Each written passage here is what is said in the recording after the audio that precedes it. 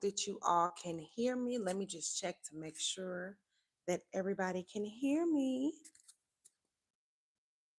Let's see. And I also want to give some people a chance to come on into the room. Let's see.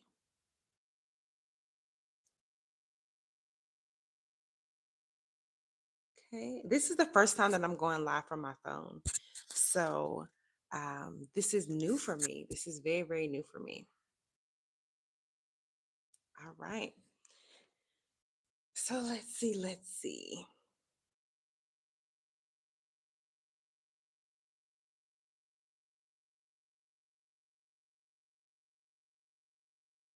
Okay. I just want to make sure. Let me check on my other device. Mhm. Let's see. Let's see. Well, while I'm checking, I just want to say welcome, welcome, welcome everybody to the live. Well, while I'm Okay, so yes, it seems that you all can hear me and everything is good to go. So, welcome. My name's Nzali. This is Nzali Takes Africa. If you are a millennial woman looking to work, live, or play on the African continent, then this is for you. So, there are a lot of new people, like within the last, let's say, like 2 months. I feel like I've gained over like 350 to 400 new subscribers. So, I recognize a lot of people are new.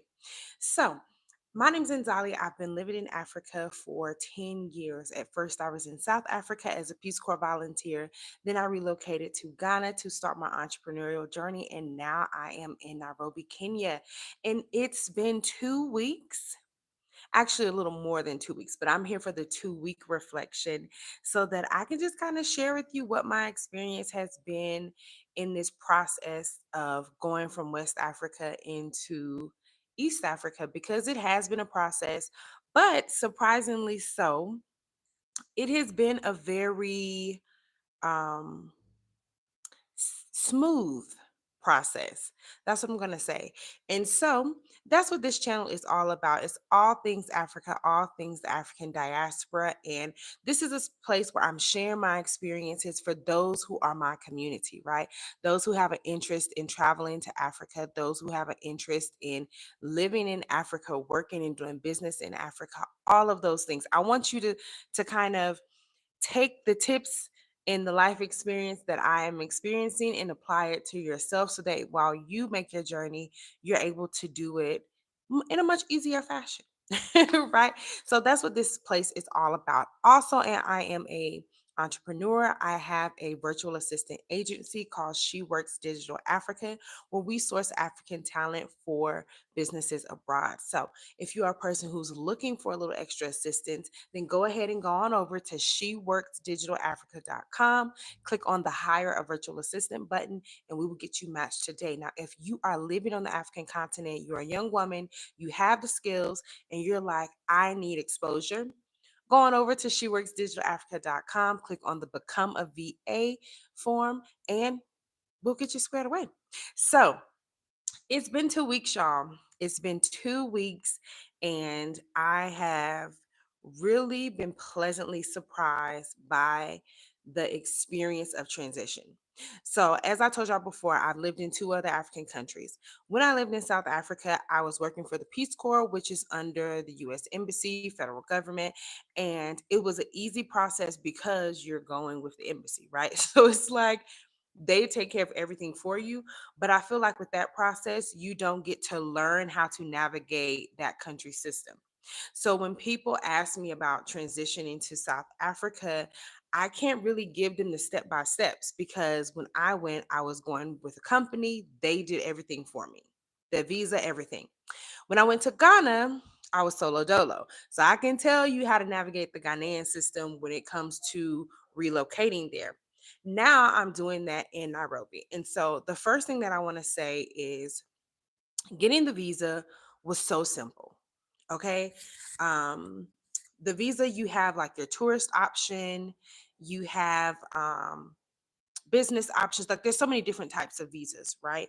And so getting the visa was simple. It was online, it's an ETA. Now, once you get your visa, you fly in, all of that stuff. Of course, most people kind of start off in an Airbnb.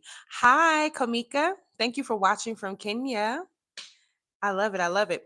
So once you fly in, you land in the airport, things run really smoothly.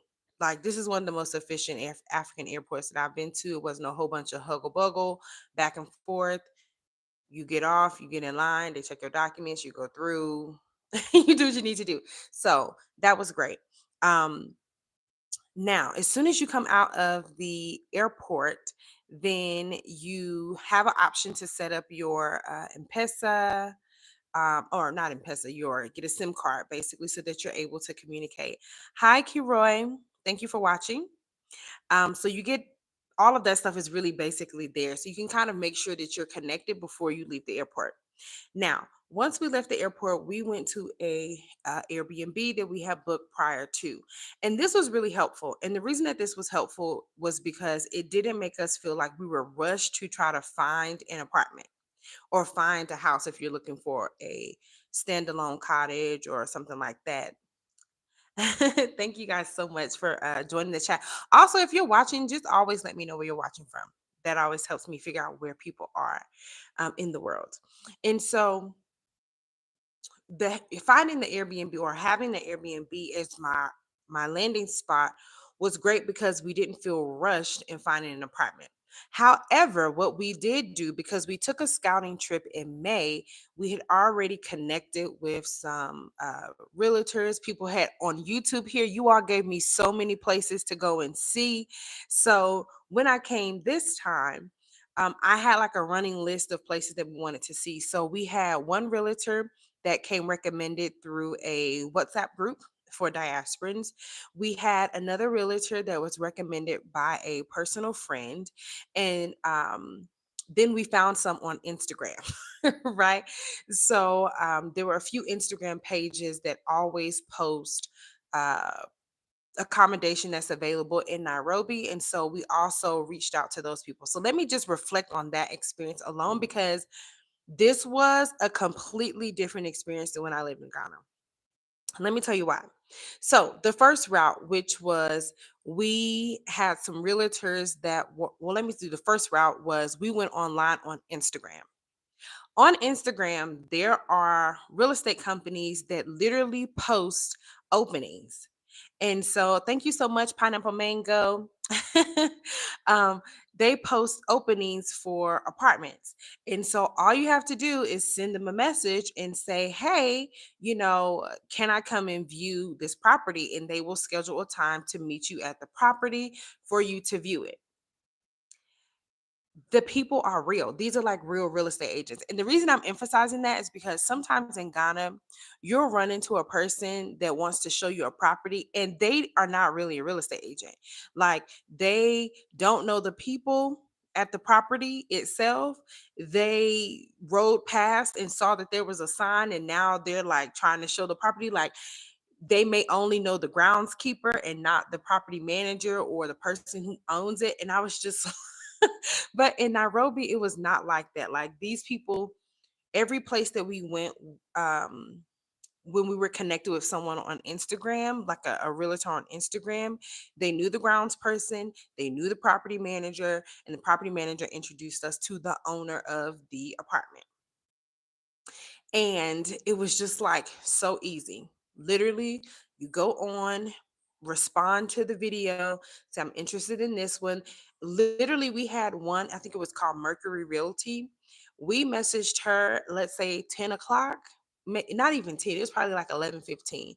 She said, when do you want to meet? We said 12. She said, okay, here's the address. Let's meet. 45 minutes later, we were viewing apartments with her. And not only were we viewing apartments with her, the one that we saw, but then she said, well, what else are you interested in? We told her what we were interested in, and she took us to about three or four other properties that day. And she wanted to take us to more, but we were like, we have to get back to work because we work remotely. So we were like, we have to get back home to start our work day. But she literally took us around in her car to all of these different places. Now, what I will say is that if you meet up with someone and they only show you like one property, they typically don't really ask for a viewing fee. But if you're going to see multiple properties, they probably are going to ask you for a viewing fee.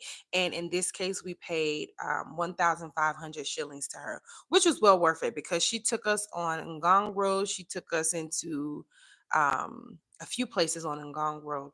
She took us into Kilileshwa, Kilimani. I think we saw a place in Lavington as well. She took us to a whole bunch of places. So that was really, really great. So it was just that simple. So that was one pathway of us doing it or finding a place. Going on Instagram, reaching out to those realtors and have them show us places.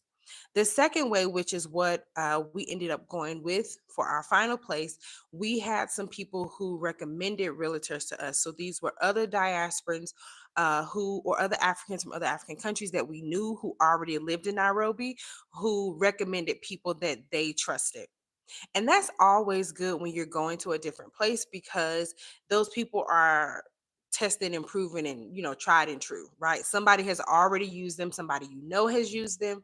So that is the second option that we went with. So we had two realtors that came to us recommended. One was named Dennis. I can't remember the name of the other guy, but the other guy is who we ended up using to find our place.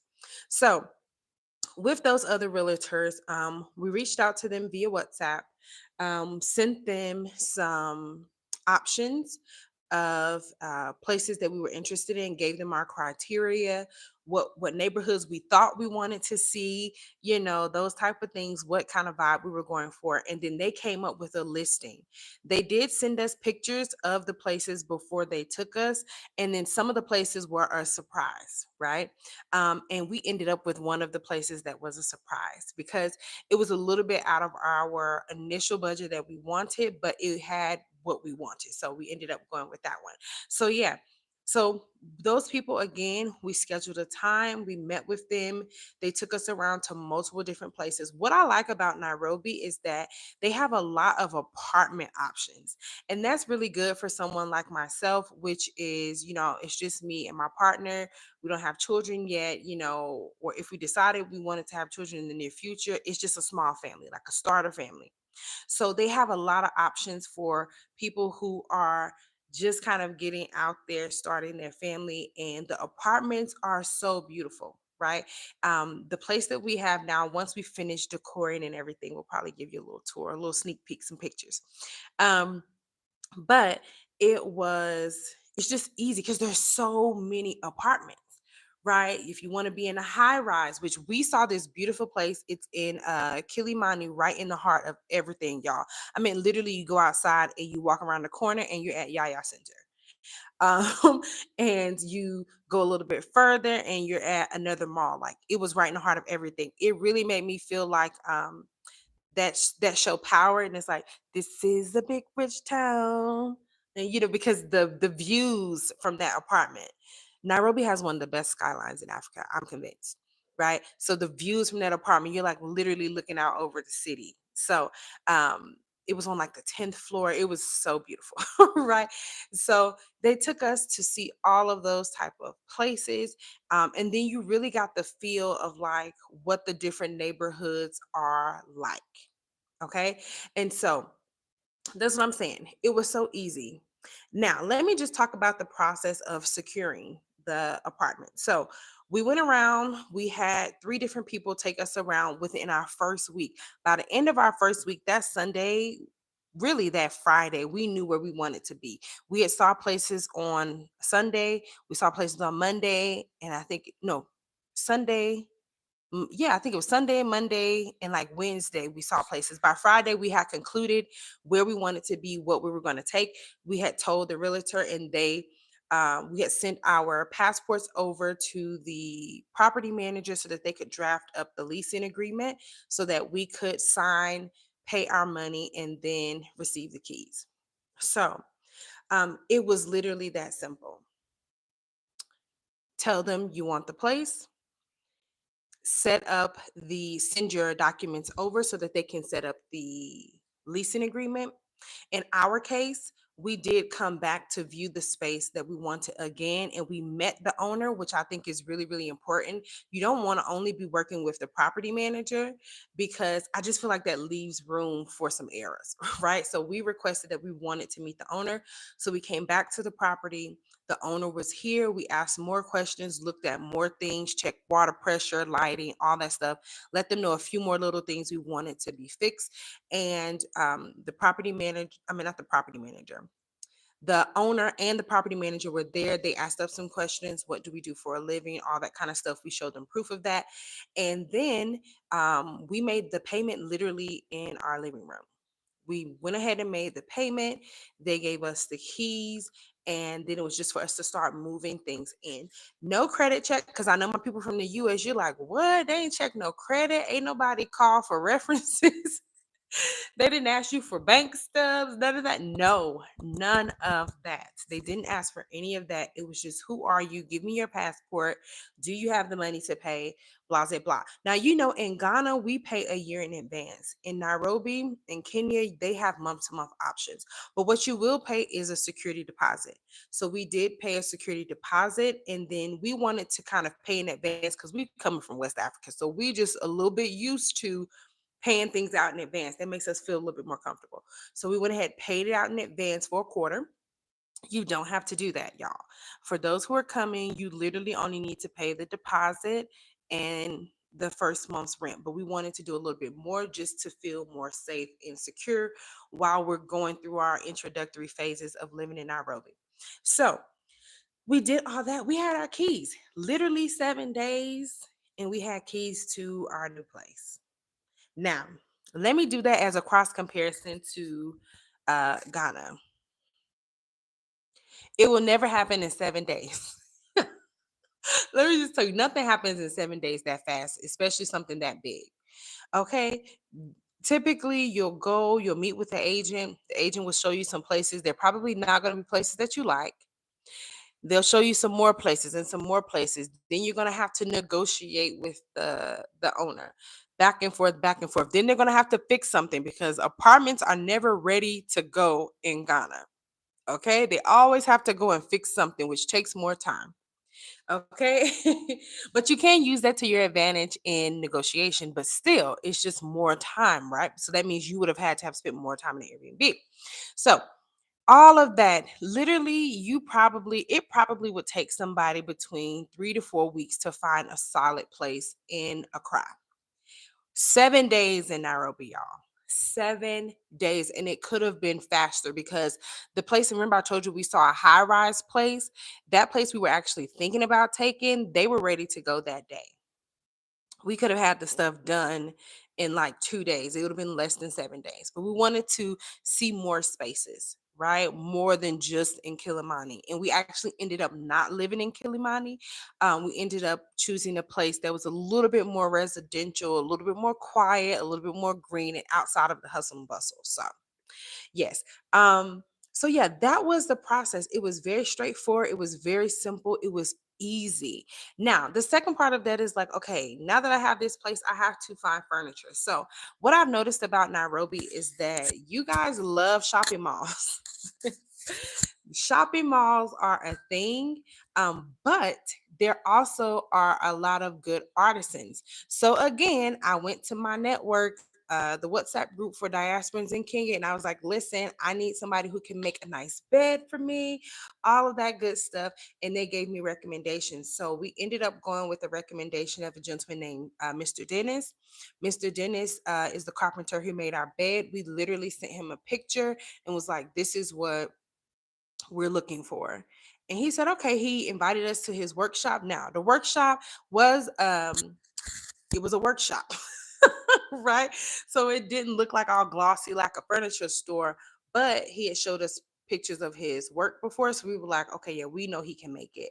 And so when we went to his workshop, we picked out the fabric that we wanted to like cover the frame and all that stuff. And literally, like, he had a 2-day turnaround, but we didn't need it until like the end of the next week, the end of the second week. So but he had a 2 to 3 day turnaround.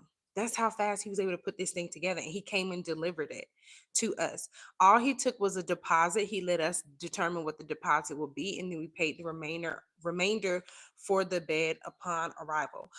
We also went to the CBD to pick out a mattress. We went to a mattress shop that again came recommended from somebody, and we were able to get our mattress. Like literally, went into the warehouse, pulled out all the mattresses that we were thinking about. They let us test them out. We did price check them against some stores in the mall, and it was just better to go to the source, because when we were going to the malls, they were they literally had the same mattresses that we saw in the warehouse. So we kind of cut out the middle person and went directly to the supplier, and that's how we were able to get our mattress. Now what we did get from the mall were like our curtains, our bed linens, bathroom stuff, kitchen stuff. We used Hot Point, that was in Yaya Center. So we did use the mall for things like that. But the like structural things, we're going with local artisans. And so because Mr. Dennis did such a great job on the bed, we also have contracted him to do our living room furniture, like our sofa, um, TV stand, and we're going to go with someone else, I believe, for the kitchen table, because there's a certain type of woodworking that we want that we've seen online. But the local artistry, the local artisans have been really good to us thus far. And literally, like, everybody moves so fast. So they're like, when do you want it? Do you want it today? Do you want it tomorrow?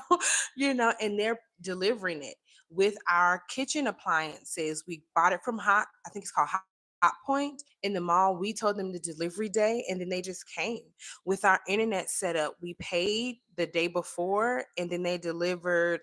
It wasn't the next day, they were supposed to, but we, because of where our address is, it's like on the border. So we gave them the neighborhood, and they were like, on our map, it doesn't do that. So they had to cancel it out, and we had to do another booking. But it literally was the next day. So everything in 2 weeks, we were able to find a place, find our basic furniture, even got our office chairs, all that kind of stuff, curtains, kitchen stuff, and be able to move in 2 weeks. All of my Black American people, do y'all hear that? 2 weeks, everything is basically pretty much done. We're just piecing together like decor stuff. So I just want to say, like, this has been such a smooth transition here, and I'm so happy. I'm so thankful. I'm so blessed that um Kenya has been like just such a smooth landing, like a soft landing, right? And I want to say that for people who are thinking about, like I said, moving, traveling about Africa, every African country has its own personality. Every African country has its own way of doing things. So it is very, very important for you to find what fits your life, the lifestyle that you want to create for yourself, and the energy that you want to cultivate, right? Year of return, right? But I will say now, 2025, a lot of people are picking um, Ghana because they've seen so much of it, but it may not necessarily fit the lifestyle that you want, right? Some of us, my fellow diasporans, were living in Ghana realizing that it wasn't fitting the lifestyle that we wanted at the new moment. It fit us 4, 5, 6, 7, 8 years ago, but it doesn't fit us now. And what I want to encourage people to know is that you have the option to choose and recreate and redesign your story. You may be sitting in Cote d'Ivoire right now feeling like Cote d'Ivoire isn't it, but you're too afraid to say, okay, well, let me try Ethiopia. Let me try Gabon. Let me try, wherever, whatever country you want to go to. So I would say, for every person from the diaspora who has an interest in living in Africa, start to travel to the continent. Spend time in different countries so you can get to know the personalities, the systems, the ways of doing things in that country before you decide on which one you feel like would be a good fit for you. For my diasporans who are already living in Africa, I want to charge you with the notion that one country doesn't have to be your one-stop shop. Okay. I know some diasporans who live in two different countries. They go back and forth between two African countries because they have businesses in two different countries. Right. I know diasporans like myself who started out in one place and have moved to another place. So find what works for you, find what works for your family, find what feels good to your soul. let go of the internet chatter, because what I have also realized is there are a lot of people online like, why are African Americans leaving Ghana? Can they not take it? Blah, blah, blah. F all of that. F all of that. Okay?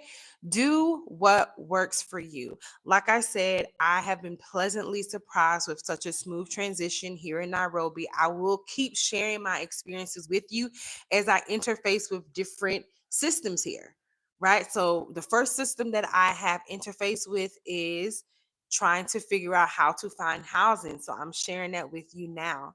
Now that I've secured that, what is the next system that I interface with? I'll definitely come and share that with you. Also, I do have some visuals for y'all. I do have more of a vlog for my second week in Nairobi that will go up later this week. So you get to see the places that I talked about today. But I wanted to come on live just in case people wanted to ask me questions, chit chat, go back and forth with me. I do want to thank Kiroy for joining in, Komika for joining in from Kenya, as well as Pineapple and Mango. Thank you all for joining in. If you have any questions, let's drop them in the chat so I can answer them live. If you're a part of the replay gang, go ahead and drop the comments there, and I always respond later. So no worries if you're catching it for the replay. But nonetheless, week 2 here in Nairobi has been pretty smooth sailing. It has been cold though. Listen. For those of us who are used to a warm climate, Nairobi has been cold. I've been in here with a scarf, with my hoodie, everything. Like, so I do want to say we did come during like a winterish season. So it is cold, but and what I've also recognized is that the whole country isn't cold at the same time. So like we have a friend who is going, she's like basically at the coast, and she's out there like sunshine, blue skies, t-shirts, and we're here in Nairobi with like jackets and hoodies, and it's been raining. So it definitely depends on what part of the country you're living in, what experience you may have at that moment. But nonetheless, even with all of that, it has been a beautiful experience for these first 2+ weeks. And I can't wait to bring you all more information. So I'm going to give you all a little bit more time to drop some questions into the chat so that I can answer them live. I got about 10% left of my battery, y'all. So I need y'all to drop them questions fast so that I can respond. And then we're going to get on out of here. And so while I'm waiting for people to post any questions that they may have, I do want to remind you that I am the owner and operator of She Works Digital Africa, which is a virtual assistant agency that specializes in connecting African talent with global opportunities. So if you are a young woman who has technical skills, meaning social media management skills, you know how to set up back end operations, you've worked with multiple CRMs, you are a person who has an attention to detail, you are a designer, you are a person who knows UX, UI, you know how to set up programs, you know how to set up websites, landing pages, go on over to sheworksdigitalafrica.com right now. Click on the Become a VA tab. Fill in the form so that we can get you set up in the next round of recruitment. Because again, I recruit once a month. And so we're gearing up for September, and we have some great opportunities that are going to be coming through in September, some good collaborations and partnerships that are looking for what we offer here in Africa. So if you know a young woman who has those skills, send them my way. Again, the website is sheworksdigitalafrica.com. Now, if you are a diasporan and you need some assistance with your business, you want to reclaim your time, you want to save 10 hours a week, you want to reduce 50 plus $1,000 for business expenses, paying in payroll, you need to hire a virtual assistant from She Works Digital Africa. Same website.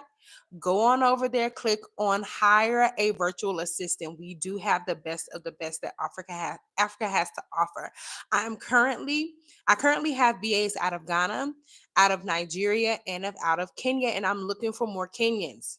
Okay, so I'm just putting it out there. I would love to connect with you all. Also, because I'm new to Nairobi, if there are events, people that I need to meet, people that I need to network with, send them over to your girl. Okay. Send me a DM on Instagram, Nzali Takes Africa. If it's for She Works Digital Africa, that's SWD Africa. on Instagram, send me a DM, send me their contacts, send me the events so that we all can connect and really build community in this space. So I don't see any questions that have come to through today. No problem. Go ahead in the replay, put your questions in, and I'll respond back to you. I love you all. Thank you all for joining. Thank you all for being in community with me here on YouTube. Make sure you share this video, like the video, and if you haven't already subscribed, subscribe. Until the next one, y'all have a good one, and I will see you later. Bye. Peace. All right. Let's see how I end this thing. This is my first time going live on my phone, y'all.